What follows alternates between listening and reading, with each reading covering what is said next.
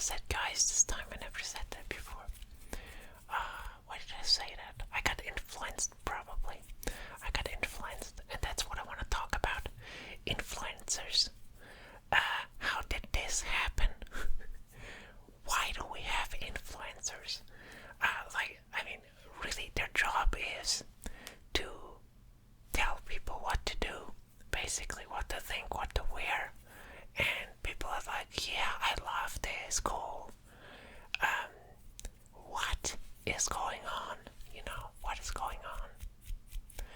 Actually, you know what? Let's broaden that subject to exactly that. What is going on? What's going on? Have you noticed that as well? That certain things in the world are really crazy, but in a fun way. I don't mean like, of course, like, crazy stuff happens all the time, but like it gets to a point where, or it got to a point, I think, where it's really suspicious, like really suspiciously crazy. For example, what I mean is, the first time I noticed that something was off about reality was when there was this scandal in American politics about this, I think, congressman or whatever, about a politician called Andrew Weiner, who couldn't stop sharing pictures of his genitalia. Think about that. That happened. And actually, what happened was that. Sorry, I gotta adjust my chair. What happened was that he did that. He was caught. And then he apologized, and they were like, yeah, okay. I mean, I guess if it was a really like long apology, and yeah, I have a problem. I'm very sorry, but really I stand for a lot of good stuff, and that shouldn't, this it's a small thing really. And people were like, yeah, it is, whatever. But then he did it again and again and again. It was a real addiction. I didn't know this existed. But what caught my eye was that his name was Andrew Weiner. That's just not something. If you write a comedy, I would hesitate calling him that, because it's a bit too on the nose, But in reality, apparently that's fine. And I mean other stuff as well. I don't want to get into politics too much, but I think it's like the persona of Trump also is like, that's a big one, right? And the name as well. He's sort of called like a superhero or supervillain or whatever you see him as. It sort of has this sort of like comic book-esque quality to it. This whole thing. And I'm wondering, what is this? What's going on? I said this in the last video. I listened to some interviews of Alan Moore, and he has, I think, really interesting stuff to say about our culture. And he said like, there's something really off about it when a bunch of grown-ups are lining up to see superhero movies. It's just weird. And I mean, he himself did a lot of comic books, and really great ones, and he's not I mean, he's known to talk trash about this stuff, but I don't think he's really talking trash. I think he's just pointing to sort of a weird fact. Why is everyone wrapped up in this one story? A superhero story, basically. I mean, that's all you get at the cinemas right now, And he said this way back then. And right now it's like this hyped up, like everyone wants this one story. Why is that? What is doing that? And what is that causing in our thinking? Because I mean, for some reason, here we are with this weird, And it doesn't stop with Trump either. I mean, this whole COVID thing. If you remember, this video that the Hollywood actor stars, like a couple of actors did this compilation video of singing the song, and the song was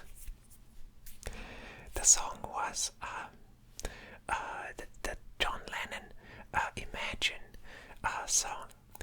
And I mean, I thought it was stupid back then, but I recently reflected on that and thought this is really outstandingly stupid. This is outstandingly, incredibly sort of a daft, a tone deaf, and I can't. I could. There are many words to describe this, many words, and none of it really wrap it up. I mean, think about it. Think about it. Listen to the song on its own. Listen to the song on its own. I think, this is my opinion, and maybe you're gonna hate me for this, but I think, and I thought about this. It didn't catch me immediately. I have to say, it didn't. I was in the YouTube vortex lately, and another conversation sort of pointed me in that direction, that this song is really terrible. It's really not a good song. I mean, yeah, it's John Lennon, and he's cool, and sort of has this, he's known, and it has a melody and all of that. Like, it has everything like you would expect a good song to have. Like, you can put that on the radio, people know it, yeah, you can jam to it. But if you really listen to it, and especially if you watch the video too, with the lyrics, it's a terrible song because of the context, because of what it says. It says, imagine there's no heaven, imagine there's no hell, or whatever. Imagine it's just, it's just the sky, and this is just the ground, and let's just float around and enjoy the day. That's basically the message of the song. Now you're thinking, hey, what's wrong with that? Chill, chill, whatever. It's just, this sort of anti-religious message. No, it goes deeper than that. It's not just this anti-Christian thing, which isn't. I don't know why people think that is cool just on its own. If you can be against institutions and sort of definitely like organized. Yeah, if there's like a power structure and sort of they push people to believe something. Yeah, I'm against that as well. I don't like that at all. But think about what that core meaning of that song does to your thinking. It sort of says, don't think about all of that stuff. Just actually don't think about anything. This is just the sky. This is just the ground. Let's float around and enjoy the day. This mentality, I hate it with a passion. I really do. It really makes me angry. Because it doesn't make any sense. At least not if you're a normal person in the real world. Because, of course, you have to think about that stuff. Of course, it's important to think about the big questions in life and think about, if you're a working, struggling person in the world, you want to find the real motivation for why you get up in the morning and do this hard work, and I don't know, feed your family, raise your children, do all of that stuff in a good way. And these questions are important. Why do I do it? Why should I do it in a good way? What is a good way? All of that sort of asks these higher questions. And this single-mindedness, this William Blake, by the way, said this brilliantly. Also something that came to my attention recently. This concept of single vision.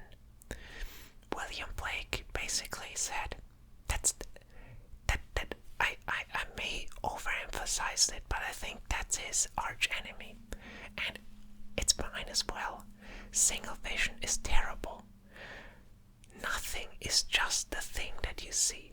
Everything's more. Think about it. If you think, if single vision, what I mean by that is sort of this notion that love, for example, if you're a devotee to single vision and you want to find out this single, this objective reality, you're gonna get to a point where you have to say, oh, love is just a few chemicals in your brain.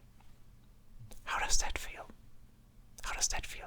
If you tell that to your partner, yeah, I fell in love with you. Just a few chemicals in my brain. I don't know. If I don't want to fall in love with you, maybe there's a pill against that. I don't know. I don't know how this works. It's just how it is, and now we're in love, I guess, but it could change any day, whatever. Don't think about it, enjoy the day, just float with me. I hate this. This is terrible. It doesn't work in the real world at all. I gotta do some triggers.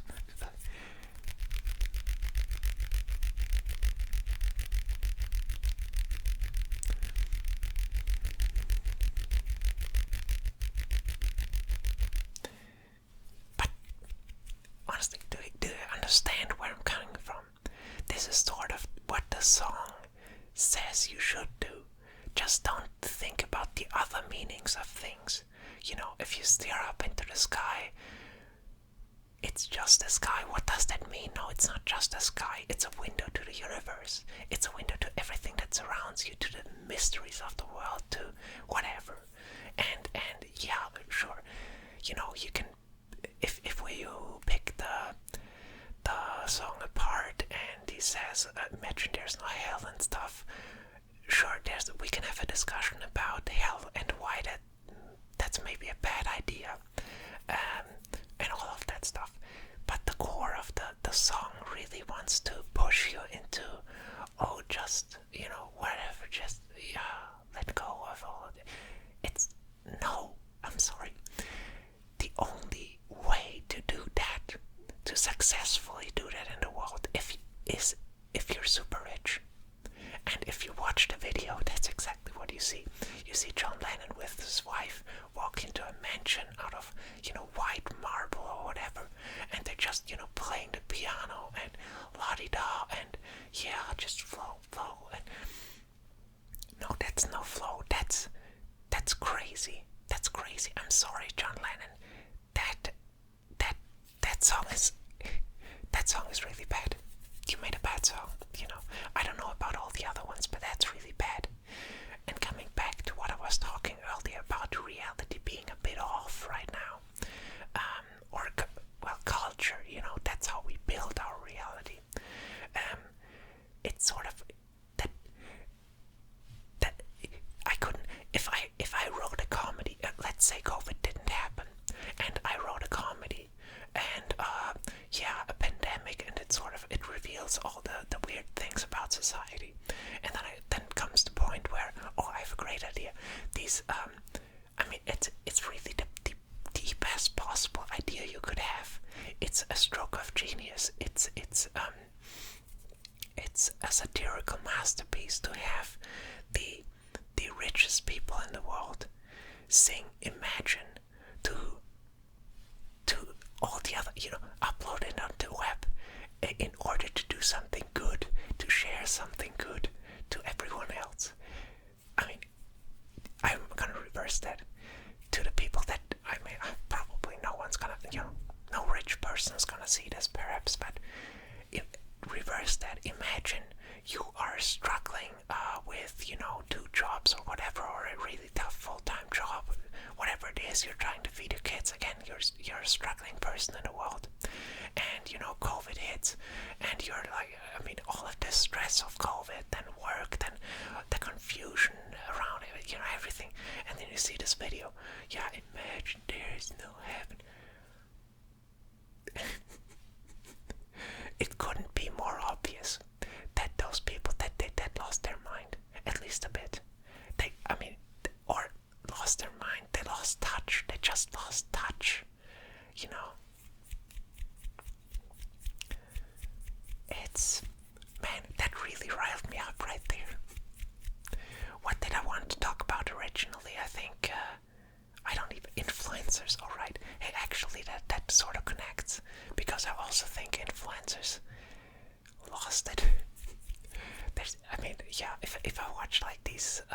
if I get snippets of these TikTok stars or whatever, wherever they are, it's like, what is this life you're living? This is not a life. This is a fabrication that is held up by all your followers, and it doesn't. It's not.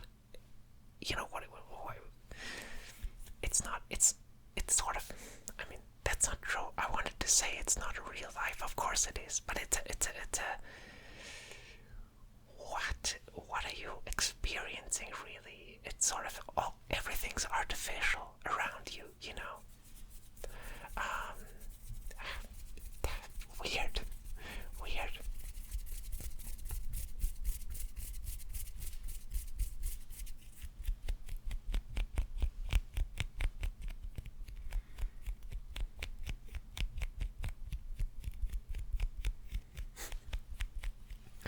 Yeah, imagine, hey, I mean, listen to that song again. If you don't believe me, if you have it in your mind, because I did as well. I thought like, yeah, John Lennon, this song, I heard that before, whatever. I didn't mind it because I didn't really listen, you know. But if you really listen, it's really bad. It's really bad. It doesn't spark anything, you know. It makes me sort of go. It inflates me. That's what I feel when I hear that song. I wonder if you feel the same about it, but it doesn't have anything to say, nothing interesting to a person that really lives in the world and wants to live their life well. There's no way around. I mean, and I'm not even talking about these religious ideas, you know, just the big questions, you know. Okay, what does a good life look like, and all of the and I think this is very much linked to this idea of single vision, and you can't ask these questions really, I believe, if you see everything just as what you see it as, you know. I just don't like that. I think everything is way more than it is. I think really everything is, you know, infused with so many meanings, with so many things to think about and ponder and discuss. Whether that's the idea of heaven or hell, or I don't even know what else he thinks about it. I can't remember. But these are really cool ideas, actually, you know, and not also not limited to Christianity. You know, it's sort of everyone, every culture in the world has like concepts similar to that, and there's a reason for that, because again, you sort of have to, these big ideas, they can, I guess they can guide you. I don't know. Maybe that's another discussion about what they exactly do. Maybe they don't do anything exactly. Maybe that's sort of the point that it's. But that's difficult. I guess that's another ramble. But I think I think the example with love really made clear what I mean by that. Like, obviously, everyone that I know wouldn't describe love as that. You know, it's this sort of mystical thing that you talk about in length, and it's not just, you know, it's not just the chemicals in your brain. I mean, it is that, but also way more, you know. So, yeah. Anyway, think about it. Listen to the song again. Also, listen to the crazy video, and I think you're gonna spot a lot of stuff in the world that's sort of like, actually, that's unbelievable that is happening. And some of it is funny, some of it is tragic, I have to say, but I don't